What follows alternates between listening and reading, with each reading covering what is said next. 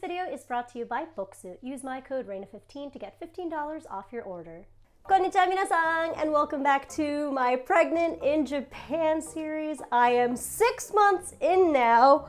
Oh, you can't really see. Okay, well, I am 6 months in now, and I'm just trying so hard not to melt or combust in this extremely humid and hot summer here. Today, I wanted to talk about lots of things pertaining to food during pregnancy because there are a lot of different rules and standards here as opposed to in the US. And I wanted to go over what I'm eating during my pregnancy to stay healthy and balanced, but also mainly to control my weight gain because I'm considered overweight in Japan. Just an FYI, I don't think I'm overweight. It was actually soul-crushing news to me when my prenatal nurses told me that I have to either lose weight or not gain any weight whatsoever by my next appointment. I have a lot of opinions about how Japan sees and criticizes women's bodies and weight gain in general, but I will save that rant for another time. But just to quickly put it into perspective, there's this thing called the Metabo law here in Japan where you are required to get an annual physical where your waistline and your weight is reported to your employer if you're over the age of 40. And if you are out of range, as in if you are overweight, your employer has to pay a fat tax. So in effect, it's like illegal to be fat in Japan. And this timing is perfect because I just received a comment reply on my most recent video that reads, "I'm really interested in hearing about your diet during this time. When I lived in Japan, 2 friends who were Latina like me got pregnant and they were furious about the restrictions they got and they couldn't find vitamins because they made you fat, and also told us how disappointed they were in that specific issue, that it was more important that the women had to remain thin and low weight even when pregnant. Needless to say, their family sent a lot of stuff from their respective countries, but that's always something that blew our minds. Besides that, they were very impressed and happy and thankful with the medical professionals since they were treated so well, except the weight problem." It's a whole thing here. Anyway, I genuinely thought I was at a healthy weight for my stage, but apparently that is not so much the case here. And I do actually have to be careful because at my next weigh-in, if I'm out of range, I will be assigned a nutritionist who's gonna bother me like every 3 days, and I'll be given this really passive-aggressive food journal where you have to write down meticulously every single thing you place in your mouth, and you have to weigh yourself like 5 times a day and log it on a graph. I really don't want this to happen. First of all, I don't really have the time for that. I don't know who has time for that. And also, I feel like it's really not mentally healthy. I also have to make sure I'm eating really balanced meals, like having a lot of protein and iron because I am a little bit anemic and my blood pressure and my blood sugar isn't keeping up with my increased blood volume. So I can't just like only eat salads, for example. And the actual hardest part about all of this is that I can't really exercise too much. You're not really permitted to do anything but walking and swimming and maybe some yoga, so long as you're not like balancing on anything like that and it's like pregnancy safe yoga. And I'd love to go on nice long walks, but you can't here because it's literally too hot, and that's also not good for you or the baby. And I would go back to the gym to at least get some walks in, but your immune system is super suppressed and weakened while you're pregnant, and COVID cases are the highest it's ever been here in Japan, so that's like not so much an option. Anyway, I do walk at night, but not as much as I'd like to, and definitely not enough to make an impact on my weight. So I'm controlling what I eat. I basically eat 5 small meals a day, and I try really, really hard not to snack, but it's hard. The baby wants Funyuns and barbecue potato chips and carbs. I crave bread and pasta all day, which is a little bit odd because I'm normally more of a rice person. I never preferred bread over rice, but now I'm having dreams about Panera's sourdough bread bowl. I just want to like swim in it and like eat my way out of it. Speaking of cravings, my biggest craving has been watermelons. I cannot stop eating them.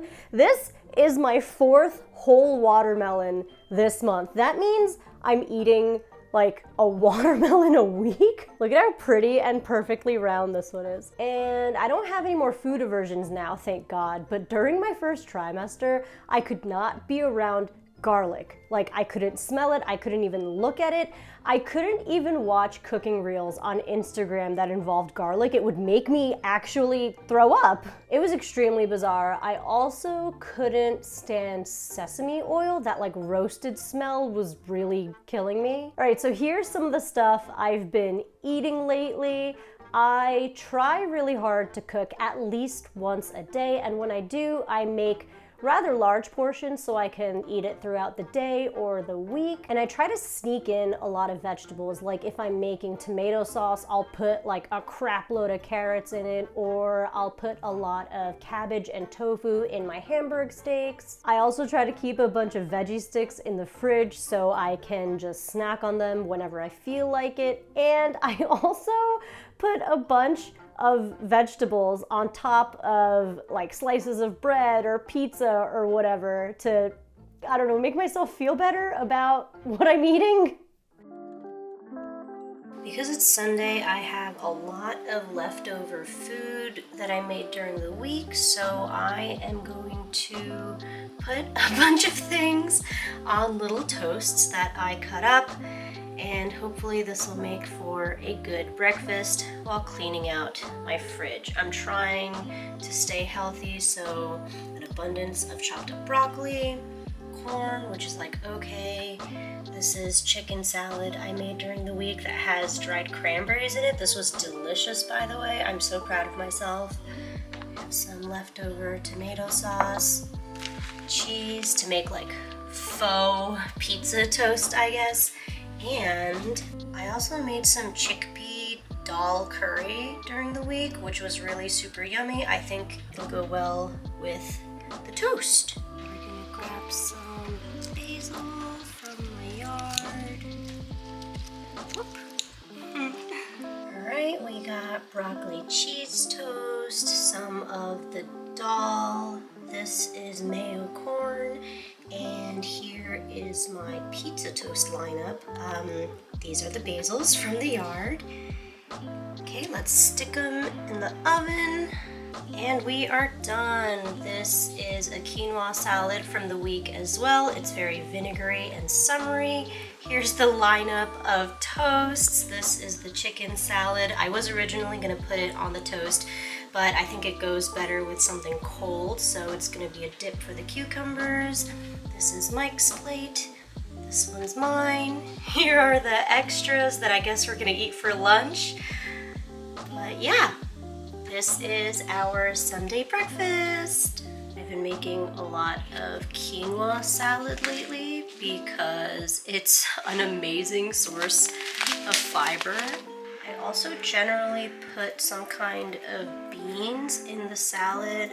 Chickpeas are my favorite right now, but I also sometimes put kidney beans. And I use a combination of these two things plus some lemon juice and salt and pepper for the dressing. So this really is it for the quinoa salad. Just some tomatoes, diced onions, chickpeas, cucumbers, obviously the quinoa, and the dressing ingredients. I have no measurements for the dressing. I never measure anything. I always say stuff like measure with your heart, or just like taste it as you go along and stop when it tastes right. But yeah, just gonna combine all of this into this bowl, and that's it. All right, Sorry, I can't really mix this very well without holding the bowl. I have to put the camera down, but you get the idea. Ah! Okay, hold on. And there you have it. Here's my super quick and easy healthy summer salad that we're gonna have throughout the week. For lunch, I'm gonna make a acai granola bowl with chia seeds and furugura, which is fruits granola, a Japanese cereal here. It tastes really, really good with the acai. While I wait for this to defrost a little bit, because it's too hard for me to scoop up right now, I'm gonna slice up the rest of this watermelon and have some for lunch. Hopefully there'll also be some for later as a snack. So here is my lunch, my acai bowl with granola and chia seeds. I did it kind of like a parfait, and my watermelon. So this is considered a very bad lunch in Japan during pregnancy because you're not supposed to have food that cools you off too much, and watermelon is known to cool off your body, and obviously the acai is partially frozen, which is not good, but I don't care. It is like 100 degrees right now and so humid, so I need this.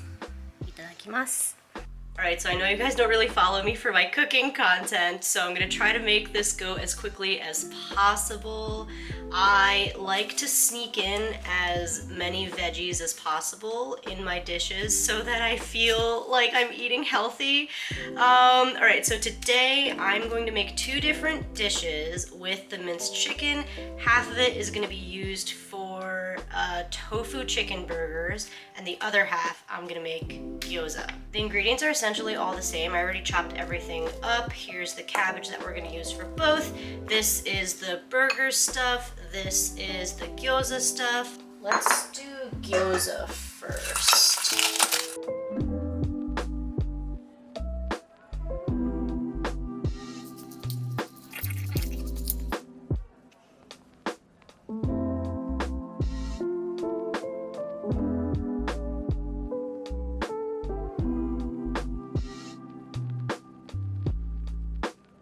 Alright, so I like to put some uncooked ones in the freezer so they're easy to make later, at a later time, and we're just gonna fry these up. Gyoza dinner time. I'm going to wrap the gyoza in the lettuce so that I can eat more vegetables. Here's a measly amount of 15-grain rice, some veggie sticks, my spicy gyoza sauce. Itadakimasu.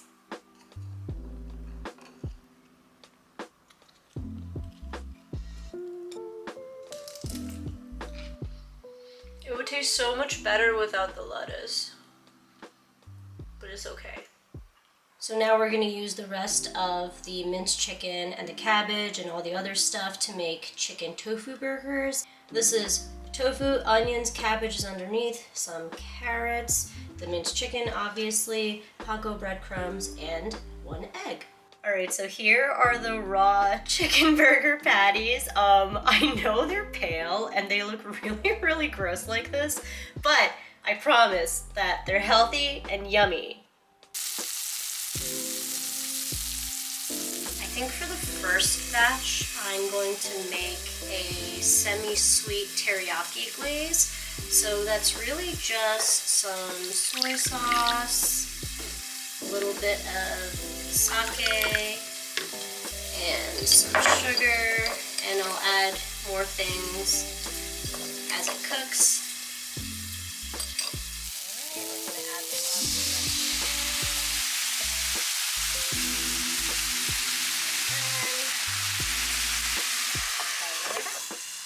You can't see anything, I'm sorry. I always forget that this happens.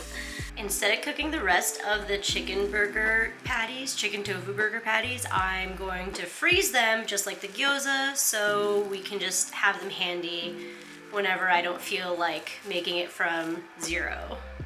So here is the chicken tofu burger all finished. I know I kept calling it burger. I really meant to say hambagu, like a patty basically. But yeah, this is it all done, and I plated it with some broccoli rice, cherry tomato, and my quinoa salad that I can't stop eating.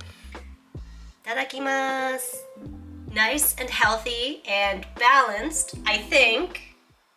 Now I want to talk about some stuff you can't eat while you're pregnant myths, because it is very different here in Japan. In general, there are very few food restrictions here in Japan, whereas in the US there are tons and tons. This kind of makes sense, as most food restrictions are due to hygienic reasons to prevent stuff like listeria, which is why stuff like sushi comes to mind. It's probably the most common, you can't have that while you're pregnant food, because it's iconically related to raw fish. But the main thing to keep in mind is that raw anything or non-heat treated food is actually what's unsafe, not the food itself. So in the US, even prepackaged salads or easily contaminated food like deli meats are considered potentially unsafe. Meanwhile, in Japan, we have very, very few cases of food poisoning or anything like that. I mention this quite often, but we take food handling very, very seriously. So medically, other than alcohol, there are close to no real restrictions when it comes to food consumption during pregnancy. They do tell you that it's better to have cooked food or heated food, but for me, there was never any steadfast, no, you can't eat that conversations with my OBGYNs. Actually, speaking of hot food, there is something I do have to mention. So although they don't want you to overheat from the sun and the humidity and stuff, they also don't want you to eat a lot of cold food while you're pregnant. And I feel like that's the case with all of Japan and most of Asia, but yeah, Asia doesn't like cold food. They think it's like really, really bad for you, and they think that lowering your body temperature internally via food is what makes people sick. So again, no steadfast actual rule to this, but a lot of people have told me not to eat too many watermelons or cucumbers or like ice cream or shaved ice, because those things cool down your body temperature from the inside, and that's really bad for your uterus and your baby and you, which is so oxymoronic because, like I said before, you're also not supposed to get too hot either. It's not that confusing, right? Like what they're trying to say is don't get too hot externally, like from the humidity and the heat, but don't cool your body off from the inside out with cold food. It is weird. I'm trying to like justify it, but like it is weird. Okay, so I follow a bunch of first-time mommy forums, and the pregnancy trackers I use are in English. And the you can't have this or eat this while you're pregnant list is aggressively long in the US. You can't have deli meats unless you heat it up. You can't have hot dogs or bacon because of the nitrates. You can't have soft cheeses. You also can't have soft serve ice cream because the dispenser may be harboring bacteria, blah, blah, blah. It's so upsetting. So I brought all this up to my OBGYN here, and she looked at me like I was completely insane. She said that there are no restrictions or issues when it comes to hot dogs or little wieners. I can have deli meat. There's like no issues there either. I can even have raw sushi, apparently. I haven't had any sushi or anything raw like yukke, which is like literally raw meat with a raw egg yolk on top. Yeah, I haven't had anything like that. But overall, I've had like zero food trouble here in Japan, except for ice cream. Now, this is among the weirdest things I've encountered since living in Japan, and I'm surprised I've never realized or noticed it before, but there's alcohol in a lot of individually sold ice creams and ice candies, and they're sold with no warnings whatsoever. Any child can purchase it, buy it, and eat it, and you wouldn't even know unless you looked really carefully at the ingredients list. So one day it was balls hot, so I went out and got this shaved ice thing in a cup called sakure lemon, and it's so refreshing and so tasty. It was exactly what I wanted. But then I turned the cup to look at the ingredients, and it says there's liqueur in it. Liqueur? Is that how you pronounce it? Liqueur. Anyway, it's alcohol. And although it's only a tiny bit for flavoring, it even goes on to say that if you are sensitive to alcohol, to avoid this treat. Now again, I'm certain it's only like the tiniest bit of alcohol, but I still found this kind of disturbing. Like, kids eat this. I've eaten it as a kid with my cousin when we were children. There are no warnings for it whatsoever, except, again, unless you like look at the tiny ingredients list, which you don't do as a kid. Then I noticed that another fruity ice cream bar that I love and consume all the time also has alcohol in it. It's called Gari-Gari-kun, and they come out with seasonal flavors all the time, and there's this delicious sour peach Gari-Gari-kun, and it has alcohol in it. Like, it's not even an otono no Gari-Gari-kun. So they also have these like adult flavored Gari-Gari-kun ice cream bars, right? Or like ice candy bars. And at least that one, it says otono no, like adult ice cream. It doesn't say it has alcohol in it though. It just says it's like adult, as in the flavor is like stronger or richer or whatever. That's really what they mean when they say otono no.